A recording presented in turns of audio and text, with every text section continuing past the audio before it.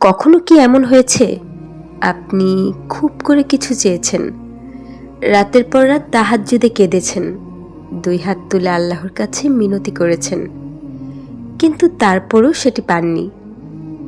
তখন বুকের ভেতর একটা প্রশ্ন জেগেছে, হে আমার রব, আমি তো আপনার কাছেই চেয়েছিলাম, তাহলে কেন পেলাম না? হয়তো আজ আপনি এমন এক অপেক্ষার মধ্যে আছেন যেখানে চারপাশের সবাই এগিয়ে যাচ্ছে, কিন্তু আপনি যেন একই জায়গায় দাঁড়িয়ে আছেন। হয়তো আপনি ভেবেছিলেন এই মানুষটি আপনার জন্য সবচেয়ে ভালো, এই চাকরিটাই আপনার ভবিষ্যৎ, এই স্বপ্নটাই আপনার সুখ, কিন্তু হঠাৎ সব কিছু ভেঙে গেল আর আপনি ভাবলেন আমার জীবন শেষ। কিন্তু যদি আমি বলি যে দরজাটা বন্ধ হয়েছে সেটা আপনার ক্ষতির জন্য নয়, আপনার রক্ষার জন্য বন্ধ হয়েছে। আমরা পরিকল্পনা করি, কিন্তু আল্লাহ জানেন মানুষের দৃষ্টি খুব সীমিত। আমরা আজকে দেখি, আল্লাহ আগামীকালও দেখেন। আমরা বাহ্যিকটা দেখি, আল্লাহ অন্তরও দেখেন। আমরা একটি মুহূর্ত দেখি, আল্লাহ পুরো জীবন দেখেন।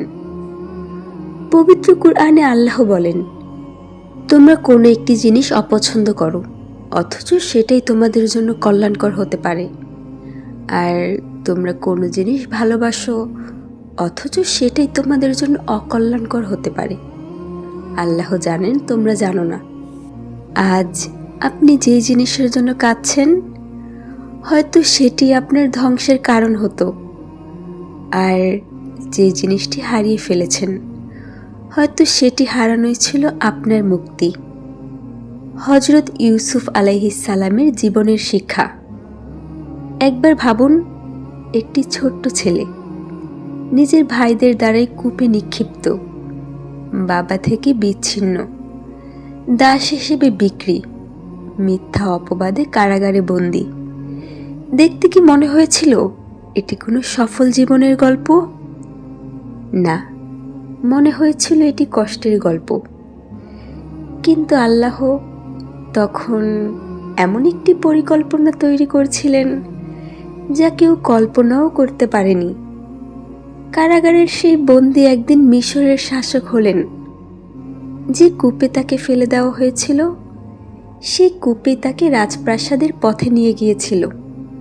কখনো কখনো আল্লাহ আপনাকে ভাঙেন, কারণ তিনি আপনাকে আরো সুন্দরভাবে গড়তে চান। যে দোয়া আজ কবুল হয়নি, আপনি হয়তো বলছেন, আমি তো অনেক দোয়া করেছি। হ্যাঁ, কিন্তু কে বলেছে আপনার দোয়া কবুল হয়নি? রাসূল করিম সাল্লাল্লাহু আলাইহি ওয়াসাল্লাম ইরশাদ করেছেন, বান্দার দোয়ার প্রতিদানে আল্লাহ 3টি কাজের একটি করেন, সঙ্গে সঙ্গে তা কবুল করেন, ভবিষ্যতের কোনো বিপদ দূর করে দেন, অথবা আখিরাতের জন্য এর প্রতিদান জমা রাখেন। তাহলে যে দোয়ার ফল আপনি দেখছেন না সেটিও হয়তো কাজ করছে নীরবে, অদৃশ্যভাবে, আপনার অজান্তেই। যে কান্না বৃথা যায় না। হয়তো আজ রাতে আপনি কাঁদবেন, হয়তো সিজদায় মাথা রেখে বলবেন, ইয়া রব, আমি কিছুই বুঝতে পারছি না, কিন্তু আমি আপনাকে বিশ্বাস করি। জানেন, এটাই তাওয়াক্কুল। সব কিছু বুঝে আল্লাহকে বিশ্বাস করা নয়, কিছুই না বুঝেও আল্লাহকে বিশ্বাস করার নামই তাওয়াক্কুল। হয়তো এই বিলম্বও রহমত। আপনি যে বিয়েটা চাননি হয়তো সেটি আপনাকে ভেঙে দিত। আপনি যে চাকরিটা পাননি হয়তো সেটি আপনাকে আল্লাহ থেকে দূরে নিয়ে যেত। আপনি যে মানুষটাকে হারিয়েছেন হয়তো সে আপনার জন্য উপযুক্ত ছিল না।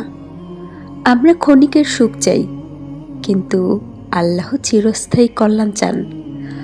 আমরা ফলাফল দেখি, আল্লাহ পরিণতি দেখেন। সবচেয়ে সুন্দর ও নিখুঁততম পরিকল্পনাকারী আল্লাহর একটি সুন্দর নাম হলো আল হাকিম। সর্বজ্ঞ, প্রজ্ঞাময়। তিনি কোনো সিদ্ধান্ত অকারণে নেন না। আপনার জীবনের প্রতিটি বিলম্ব, প্রতিটি অশ্রু, প্রতিটি বিচ্ছেদ, প্রতিটি অপেক্ষা, সব কিছুর পেছনে আছে তার প্রজ্ঞা।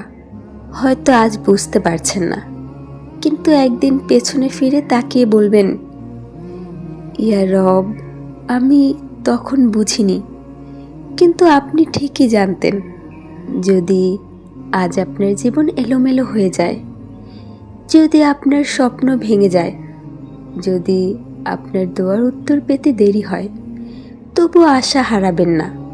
কারণ আপনার জীবন কোনো মানুষের হাতে নয়, আপনার জীবন সেই রবের হাতে, যিনি সমুদ্রের গভীর অন্ধকারে মাছের পেটের ভেতর থেকেও নবীর ডাক শুনেছিলেন, যিনি আগুনকে ইব্রাহিম আলাইহিসসালামের জন্য শীতল করে দিয়েছিলেন, যিনি ইউসুফ আলাইহিসসালামকে কূপ থেকে সিংহাসনে পৌঁছে দিয়েছিলেন, যিনি আজও তার বান্দাদের জন্য পরিকল্পনা করেন।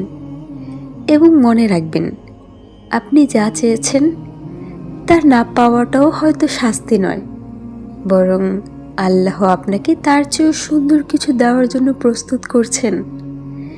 তাই অপেক্ষা করুন, দোয়া করুন, কাঁদুন, সিজদায় পড়ে থাকুন, আর বিশ্বাস রাখুন, আল্লাহর পরিকল্পনা সবসময় আপনার পরিকল্পনার চেয়ে অনেক বেশি সুন্দর।